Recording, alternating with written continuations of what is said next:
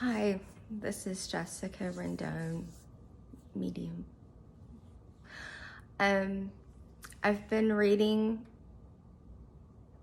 I believe I'm on the third book written by Radu, Cinamar. Yes, I don't speak Romanian, so I'm pretty sure I don't say his last name right. But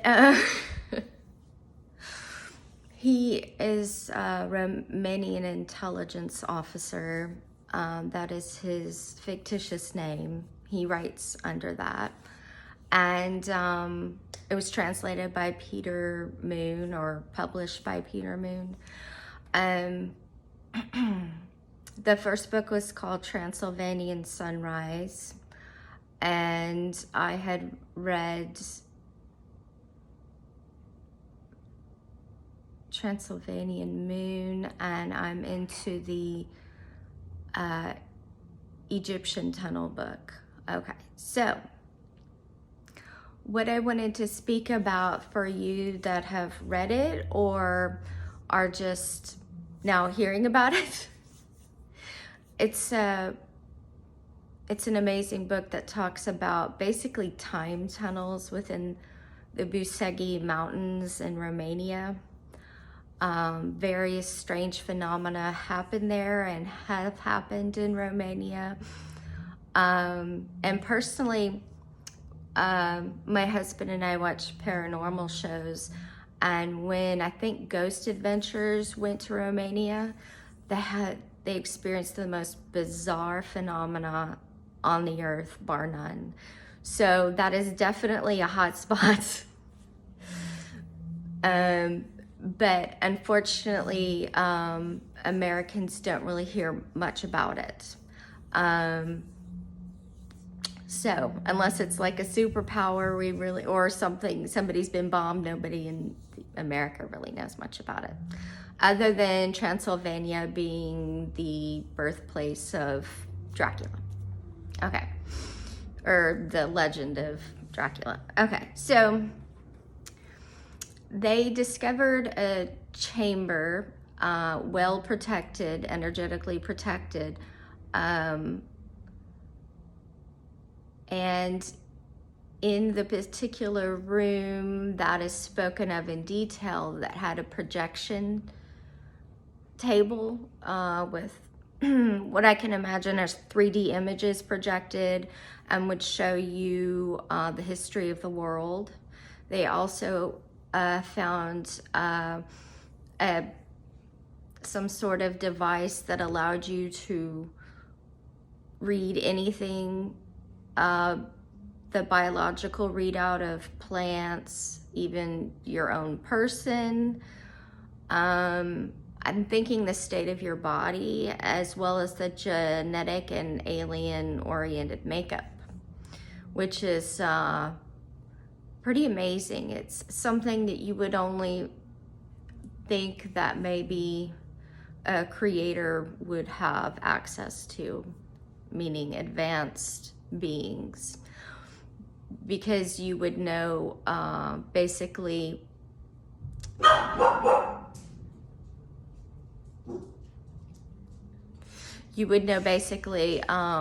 what two beings would basically create another, and how their readout would be. So as far as genetics, it was very advanced.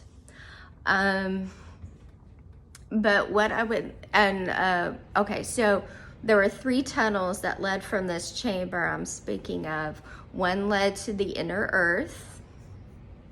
One led to an area under Baghdad, and one led to near the Egyptian Sphinx underneath it. So these are quite, they're profound discoveries, okay, that have been suppressed by the United States government.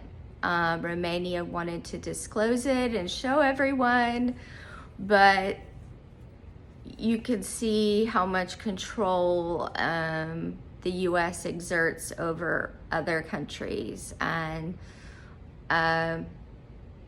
other unique discoveries. So it was very disheartening, at the least.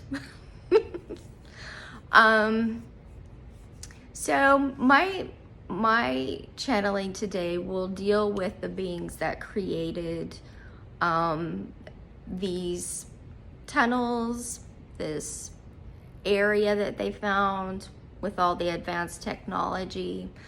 And they also found more, I'm in the third book under Egypt, and they called the occult chamber because it had many different, we'll call them books, a large number of books that would show you, I believe, different parts in history. Yeah. So the real history, which is priceless, because we have a very directed scenario of history, and that is perhaps partially correct, but not fully. It's a form of mind control, believing that different things are a certain way in the past, so we must do it this way in the future, kind of thing. Okay, so when I was looking into the builders of this, these tunnels and this technology, I originally thought they came from Egypt or an advanced civilization. So according to my own understanding of metaphysical history and indigenous history, we were a water planet to begin with, right? Water covered the earth, and then what is known as Lemuria slowly emerged, and then Atlantis, and then what we know today is Egypt. Not that just Egypt was the only landmass that emerged at that time. It was many different ones. It was kind of like Pangea, but a little broken up. So I was thinking perhaps they came from one of those advanced civilizations. But it seemed that, okay, so they said that they created those tunnels in the beginning when Lemuria, which was not even looked at as a colony or a grouping of people, emerged. So it was in the very beginning. And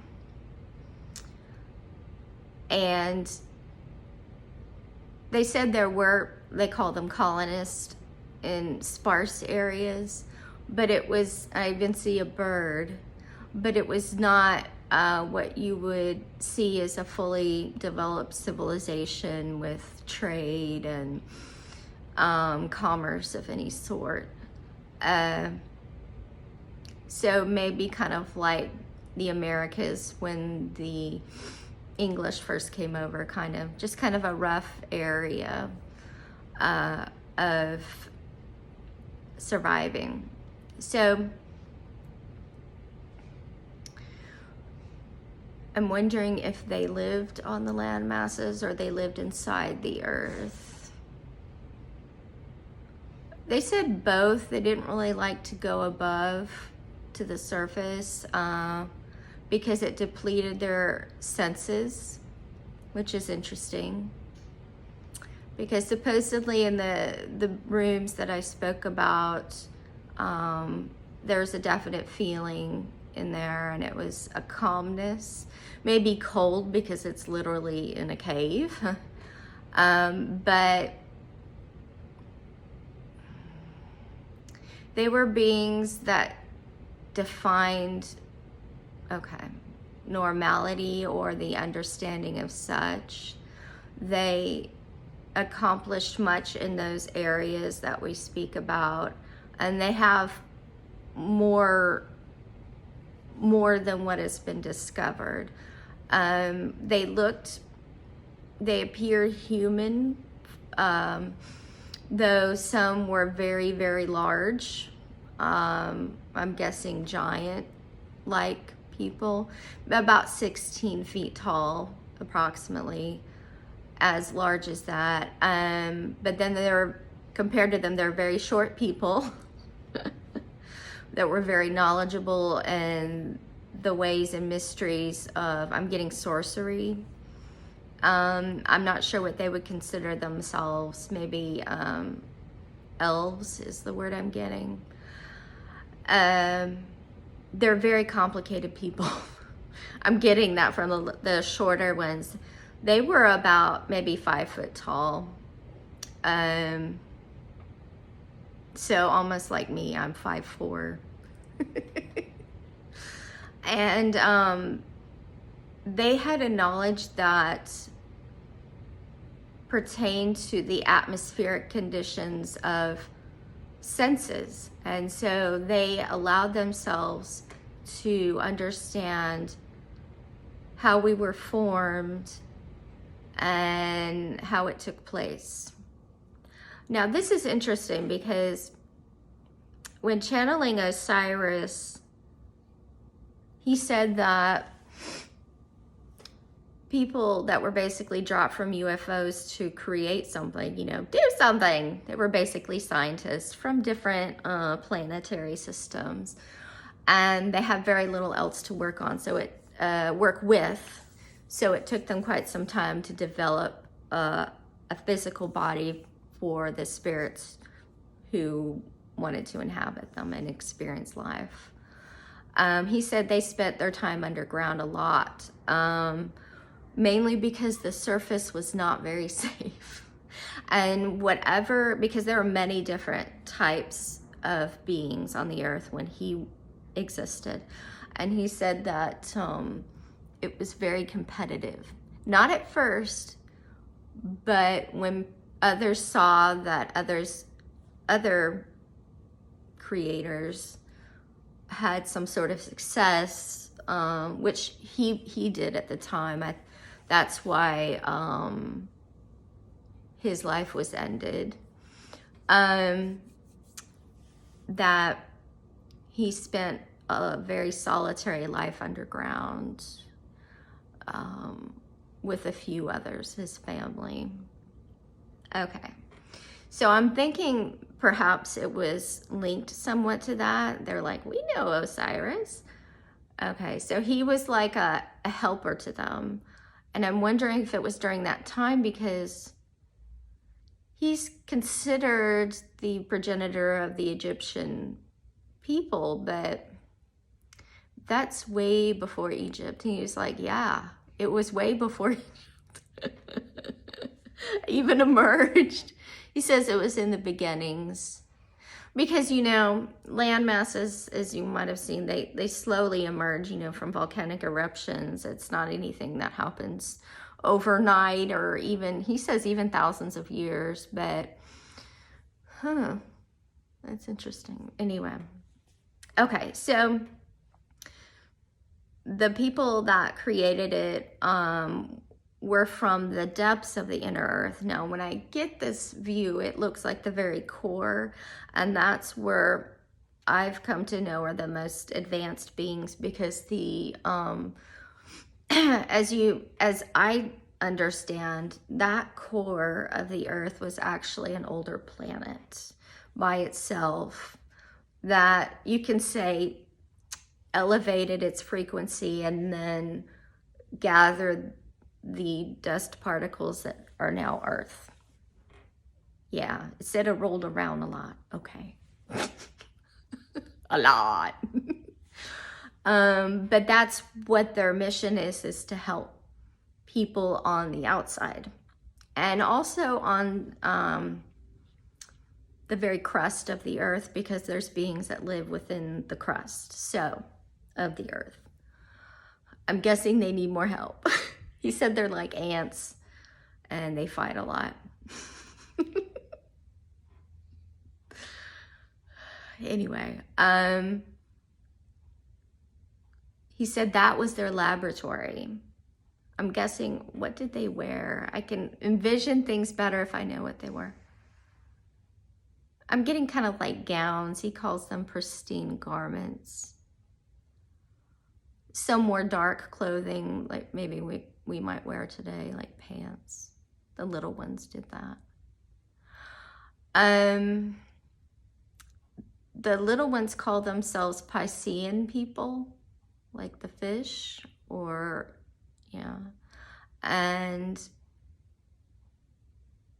they worked with the water as well. I could see them swimming. Now, the larger ones, they're gods from another civilization. I'm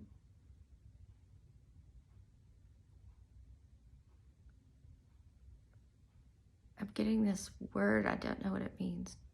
Okay, so they came from another civilization in the cosmos that allowed others to understand them based on their superiority and their wisdom. Okay, so they're higher beings. And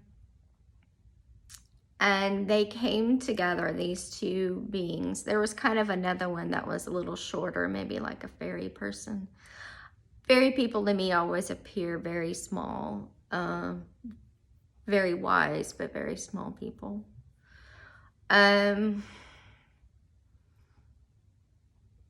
They formed a unity to allow others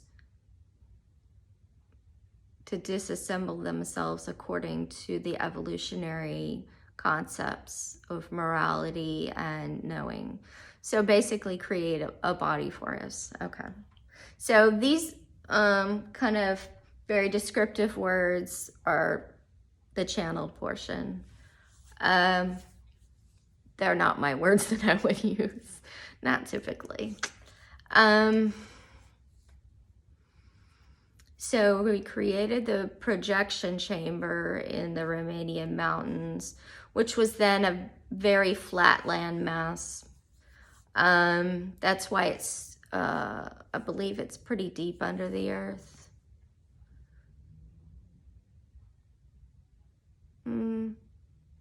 Yeah, and so it created the perfect atmosphere for what they were creating, which is time itself. They're creating time, which is very interesting. And so in this isolated area that they created, they were able to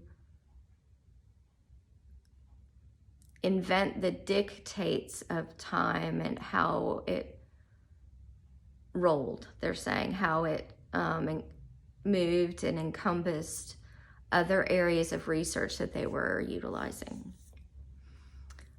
Now, I'm wondering, did they intend for people, as in Radu's experience, to find it? Oh, completely. In fact, they should have found it some time ago, like 40 years ago.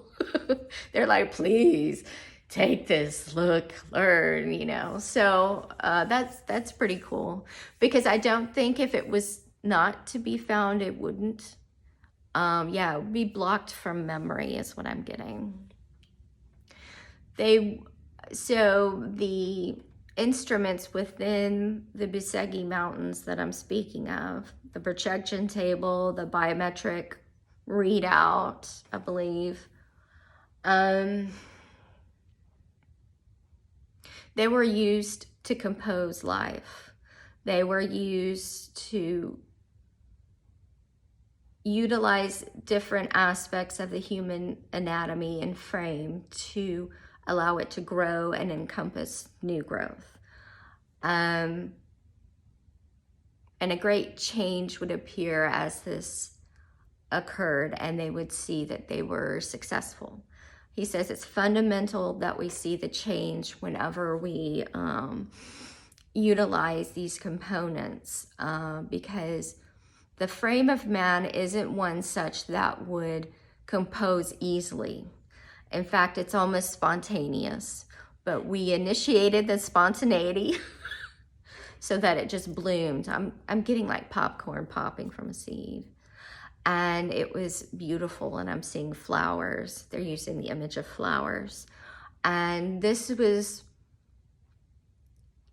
what they truly desire, because they want to see people flourish. They want to see them expand upon their knowing and truly develop as a being. They love to see things grow. I'm seeing they're like gardeners. And they help us maintain our existence in that as well. And that's why the tools that were discovered were so mighty, because in those tools, they'll be able to find the purposes for living and the ability to create it and actuate it here. So perhaps it was put there so we could learn how to greater define ourselves, but essentially do what they did. He says on a minimal level, because they don't have the strength and the know-how to completely put it into place. They simply don't. Even the best scientists or open-minded scientists might have an idea, but they don't have the precision necessary to accomplish it. I'm guessing these beings were thousands of years old. He's like, yeah, it happens over millennia. Okay. Now, there's some things that they can do that they'll discover that are like, they're saying it's akin to blowing bubbles, and they'll see that the atmosphere changes, the relative weather pressure changes, and even the emotions of people can change. This is a positive formation,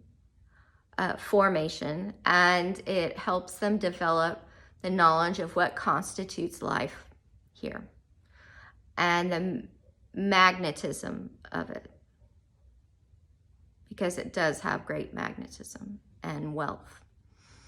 But to form a particular being would be a greater construction, because not only is the biology determined and intertwined in this, but a greater amount of complexity in the genetic components, the makeup, and the structure of each cell. So yeah, that is pretty complicated. And so they're saying we illuminated man. We allowed them to take their place here and correspondence with us gently. They're using genteelly, and allowed them to make themselves a force within and for all goodness in mankind. I'm seeing a little car. Did they use cars? Kind of. We more or less projected ourselves. I'm thinking I'm seeing the vehicle that was used in the book. They used like little electric cars or something. No, it wasn't electric.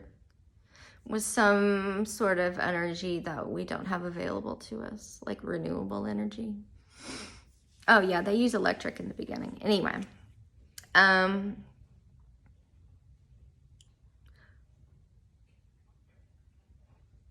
but the footprint of those who came here, that recently came here, is an adventurous,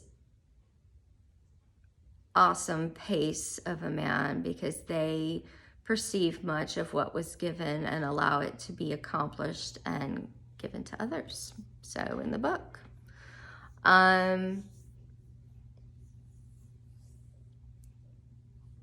they still say there are very secrets within the tunnels.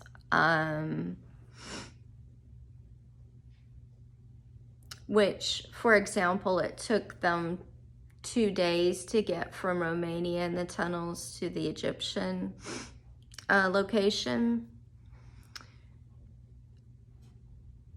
And what are you trying to tell me? There are different places within the tunnels that allow you a greater image of man and their equality to us. I'm getting that, you know, it's interesting. I'm only seeing a rock wall, but I'm thinking there's something else there. He said there's a great density behind it, and it controls and defines the ability to understand God.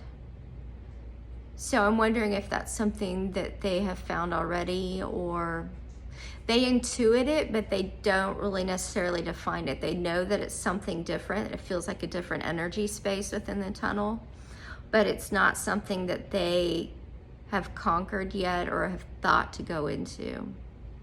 I'm wondering if it's another room or another tunnel. He said it's both. It's kind of a short tunnel that leads to a larger room. He says a great vortex of knowledge and energy. And I'm seeing the ceilings. They look arched, kind of like, and they're all different colors at the top. He says this is a great way to understand how life began and how it anticipates. I'm getting derision among its complexities. So how it works with difficulty and trauma.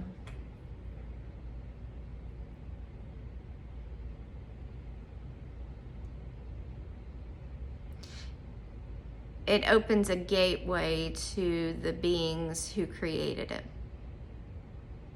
It's pretty powerful.